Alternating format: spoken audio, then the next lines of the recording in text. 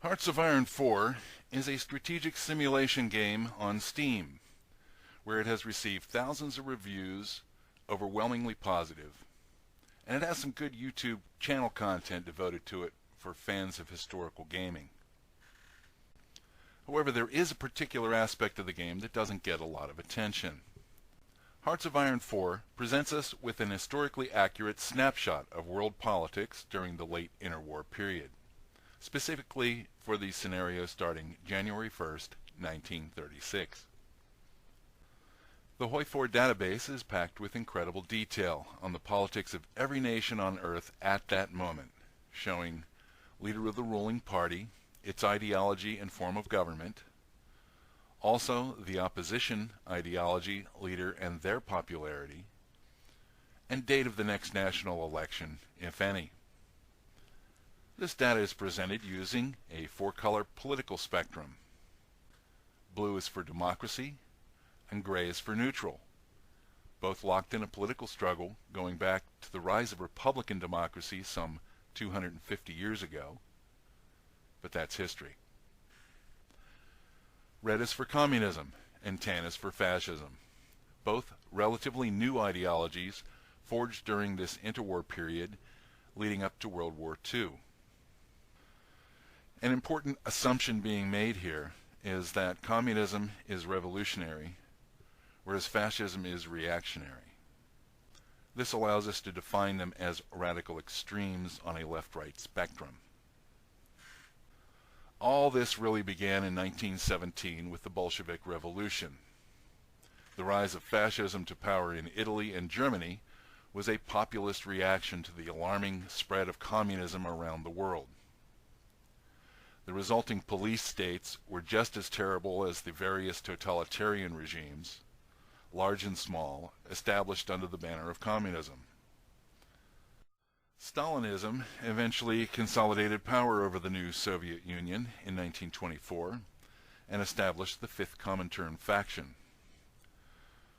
Stalinism emphasizes rapid industrialization and collectivization, as well as the need for a strong, authoritative socialist state to purge any counter-revolutionary elements.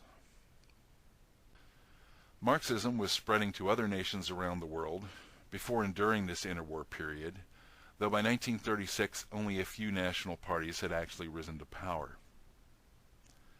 Encompassing a broad spectrum of political and historical views, Marxist politics seek to apply the theories of Karl Marx to political practice. Class struggle and the need for transition to society based on common ownership of the means of production characterize these ideologies.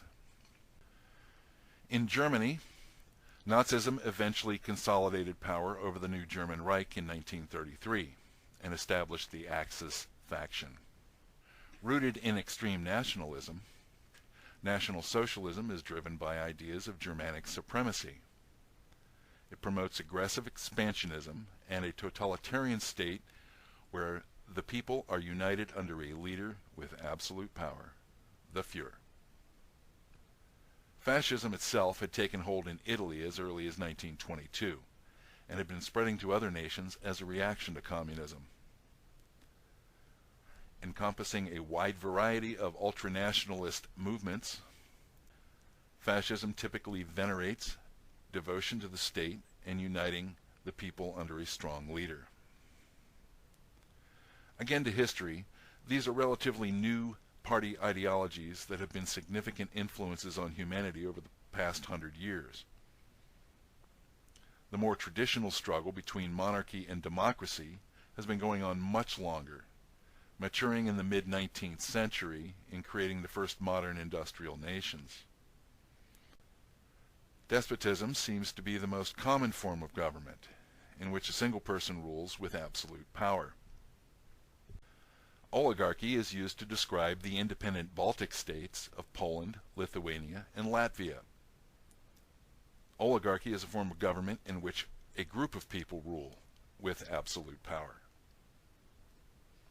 Centrism applies to three key non-aligned nations: Finland, Austria, and Romania.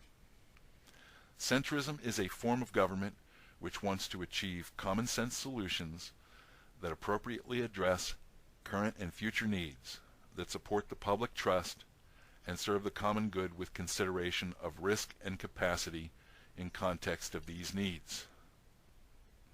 Conservatism generally applies to the smaller democratic nations. Considering rapid changes to society to be harmful, conservatism espouses tradition and moderate reforms, sometimes advocating a return to old moral values. Ironically, it's been the UK's Conservative Party that has promoted economic liberalism since World War I, just as both major parties have within the United States since the American Civil War. With a long philosophical tradition of valuing personal liberty, liberalism views safeguarding these rights as the primary function of the state. Democratic socialism was a populist hybrid that rejected both Marxism and fascism as undemocratic. It describes the Radical Party in France, the governments of Australia, New Zealand, Scandinavia, and elsewhere. Striving for equality in a socialist state by reformist means, democratic socialism aims to abolish or mitigate the effects of capitalism with public mandate. These 10 forms of government were assigned for each nation and added to the HOI4 database along with its matching color. So how about we try a little political spectroscopy, first by setting the Wayback Machine to January 1st, 1936.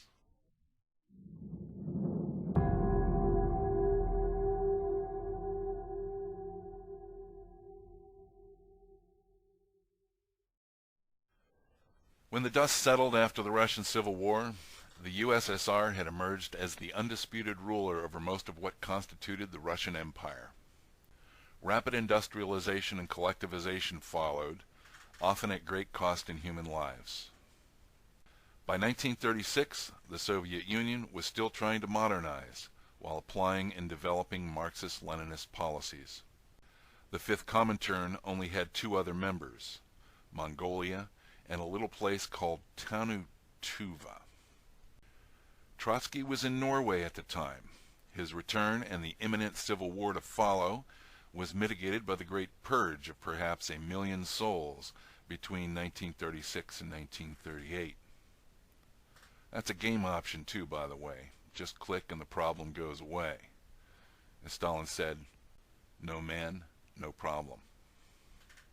The game also shows the influence of opposition in the USSR, including 10% Democratic and even 2% for the fascist RFP, which is, believe it or not, an actual thing. There are a number of other communist regimes as well as widespread influence of Marxist politics around the world.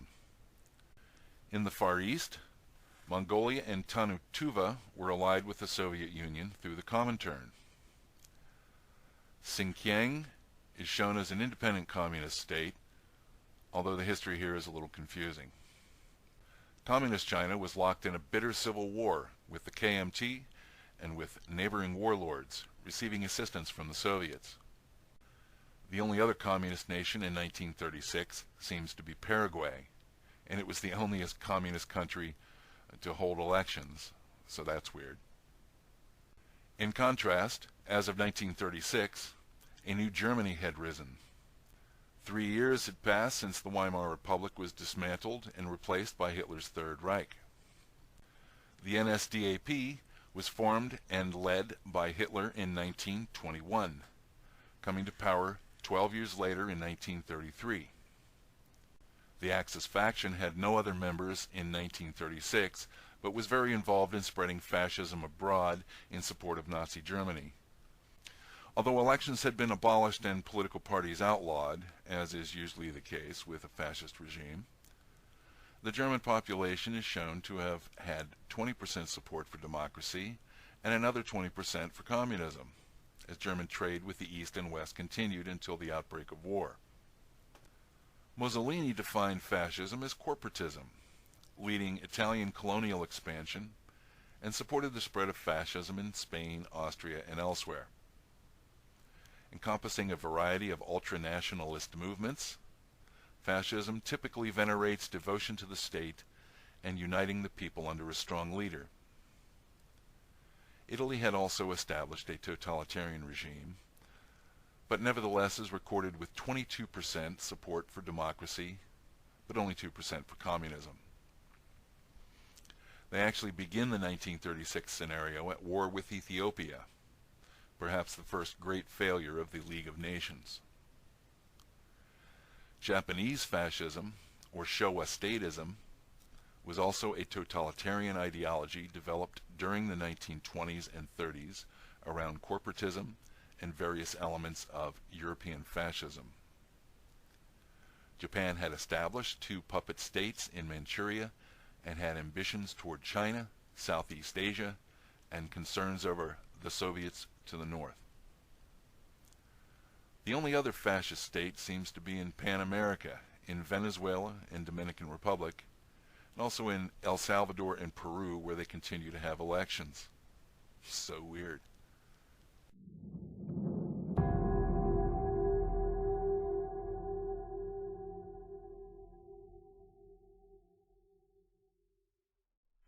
At the end of the last war, the United States retreated back into isolation and enjoyed a period of economic prosperity during the Roaring Twenties. This came to a dramatic end when the nation was gripped by the Great Depression.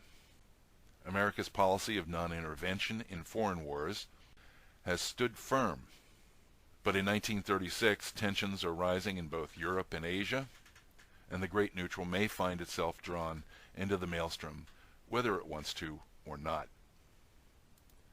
In 1934, the U.S. left the gold standard, and within 12 years became the world superpower it remains today. American democracy brought with it an economic liberalism embraced by both major parties. The game gives American democracy a popularity rating of 99% in 1936. The popularity of communism had waned to a mere 1%, and other losers had even less popularity, like Lucas Paine for Non-Aligned, or William Dudley Pelley and the Silver Legion of America, representing fascism, who ran for president on a third-party ticket and who had zero hope of succeeding in the coup warned of by General Smedley Butler. The U.S. Justice Department had pretty much contained the threat of both communism and fascism in America by that time. Although the U.S. wasn't a faction leader, it did extend broad diplomatic guarantees to every nation in North, Central, and South America, according to the Monroe Doctrine, the Roosevelt Corollary of 1904, and FDR's Good Neighbor Policy of 1933. Despotism ruled over Mexico, Guatemala, and Nicaragua. Conservatism ruled in Honduras, while liberalism described the nations of Costa Rica, Panama, Colombia, and Cuba. Haiti was also a democratic regime, but it didn't have elections scheduled in 1936. They had been the subject of some bad stuff a couple of years prior, at the hands of their fascist neighbor, Dominican Republic. El Salvador was also a fascist regime.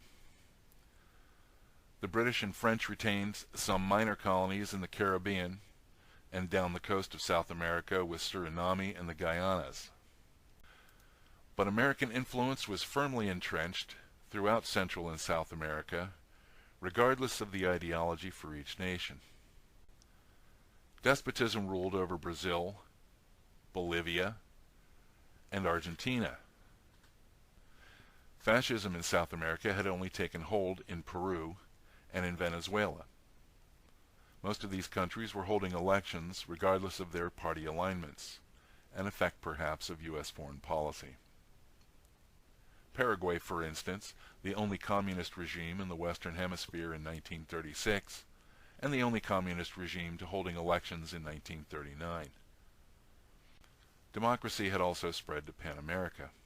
Ecuador had adopted democratic socialism, but liberalism defined the rest, in Colombia, in Chile, and in Uruguay, with its famous port of Montevideo, where, in the Battle of the River Plate, the German heavy cruiser Graf Spee tried to take refuge from pursuing Allied naval forces in December of 1939.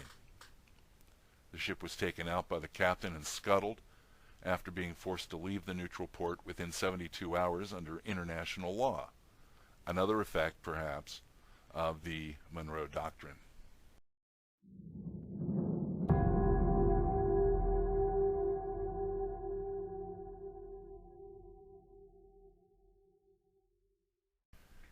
The United Kingdom had been liberalizing, and U.S.-UK relations were improving dramatically during the interwar period. The Radical Party in France was advancing democratic socialism as a hedge against communist revolution and civil war, which was a real concern at the time.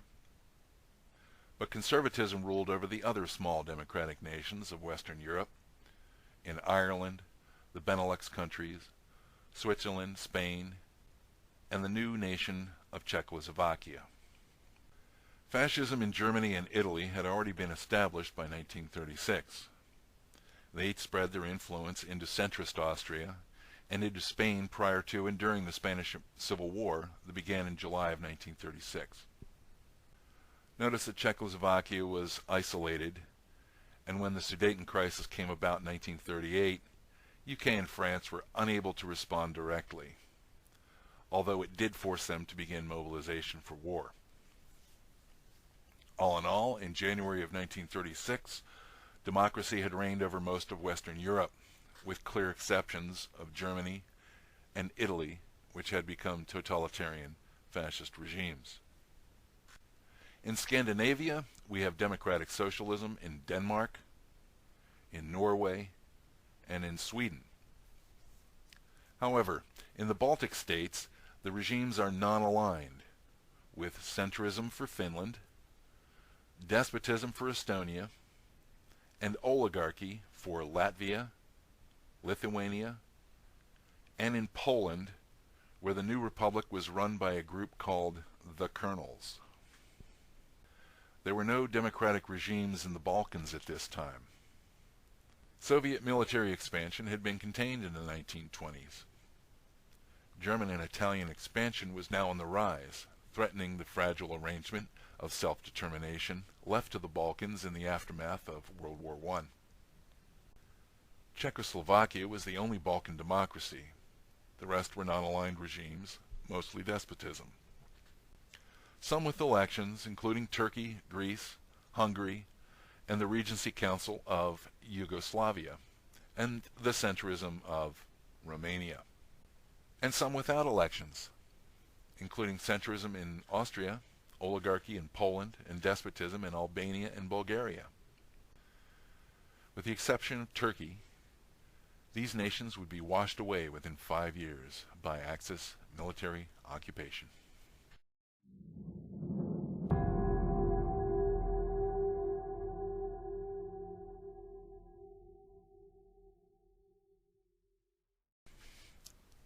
The HOI4 political spectrum can also be used to get a grasp on the interwar politics of China, Southeast Asia, and the South Pacific. The ideology driving the KMT in China was what Chiang Kai-shek called political tutelage. That's a cute word for despotism. The KMT in Shaanxi and in Yunnan were also independent despotic administrations. Marxism had spread to the regimes of Mongolia, to Xinjiang, and right smack in the middle, the beleaguered Chinese Communist Party of Mao Zedong. Independent warlords still ruled over Tibet, Western China, Southern China, also Siam and into Burma with the British Raj. The colony of French Indochina would become important when it became Vichy in 1940, leading to the Franco-Thai War and allowing the Japanese to launch their Burmese campaign against India. Japanese fascism held direct control over Korea, Formosa, and other territories, as well as the puppet regimes of Manchukuo and Manchukuo, I think. Even with the loss of French Indochina, the Japanese military was pretty much contained by the Allies, led by the UK, and the extensive Dutch holdings, and of course by the Philippines, plopped right there in the middle of everything, guaranteed and garrisoned by the sleeping giant.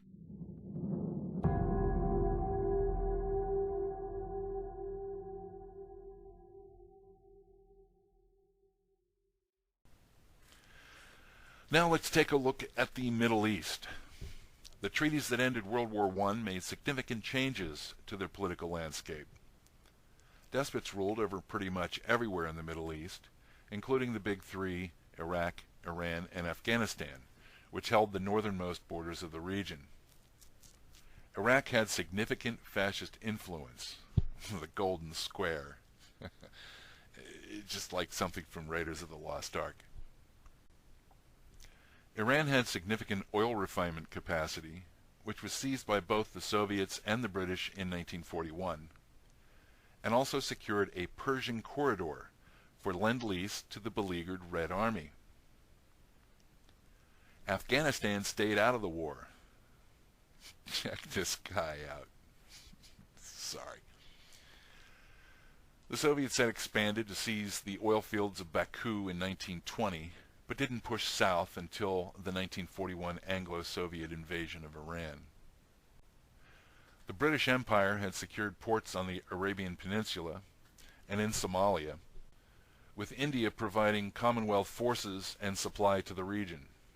Lebanon-Syria was a French mandate that turned Vichy after the fall of France, but it was quickly seized by the British in the Syria-Lebanon campaign. Ataturk managed to keep Turkey neutral and out of the war entirely. So the Mideast rebellions of 1941 were put down in Syria, Iraq, and in Iran, pacifying the entire region, at least until the end of World War II. Africa, on the other hand, was mostly under colonial rule by one empire or another. France had vast claims to West Africa, Madagascar, and a port on the Red Sea. Belgium still controlled the Belgian Congo. Portugal had a few claims, and even Spain had some small ports on the Atlantic. In 1936, Italy was already at war, expanding its colonies into East Africa. Ethiopia was an independent nation, but wouldn't be for long. Liberia was a tiny independent democracy set up in West Africa back in the early 19th century by the American Colonization Society. The major player at this time, indeed through the Victorian era, was the United Kingdom, with the Commonwealth nation of South Africa serving as a cornerstone of Britain's vast colonial holdings on the continent.